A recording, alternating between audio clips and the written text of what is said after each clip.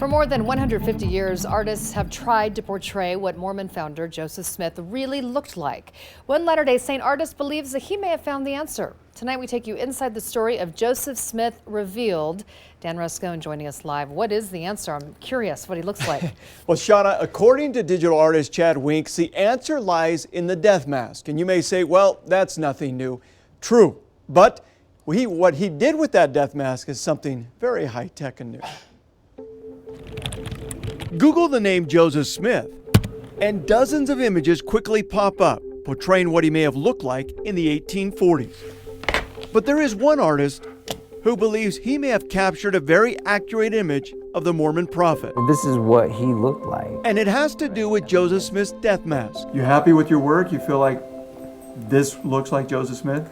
Yeah. Using Smith's death mask to paint his portrait is not unusual, but digitally taking the mask as a foundation and then peeling away the molding and turning it into flesh to reveal a face is a first, as far as Chad Winks knows. As far as I know, this is a first that's been done like that. It's amazing how much your bone structure actually dictates the way you look. With that foundation, Chad then starts to fill in the details, such as the lips and hair and eye. He had striking blue eyes. A lot of people always talked about his eyes. He had blonde or blondish hair. He had long eyelashes. Chad also adds a scar he may have got from being tarred and feathered, and some stubble. Shaving every day probably wasn't first priority in the 1830s. The process would take months, constantly going back to the death mask for accuracy. I would adjust the transparency and go back and forth, and I did this for a long time. The finished piece is called The Prophet Revealed. Oh, I was excited about the finished product.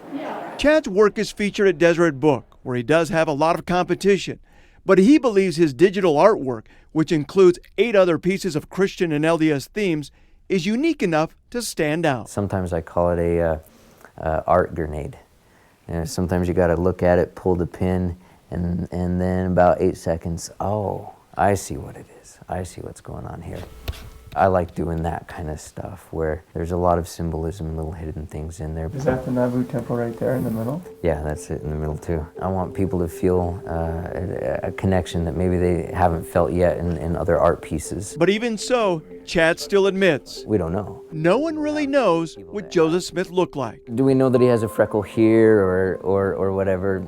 I don't know. But maybe, just maybe, this portrait could be the closest thing to Smith's image 175 years ago. I hope that I see him and I'm like, can see him someday and do a little comparison and, I get the thumbs up.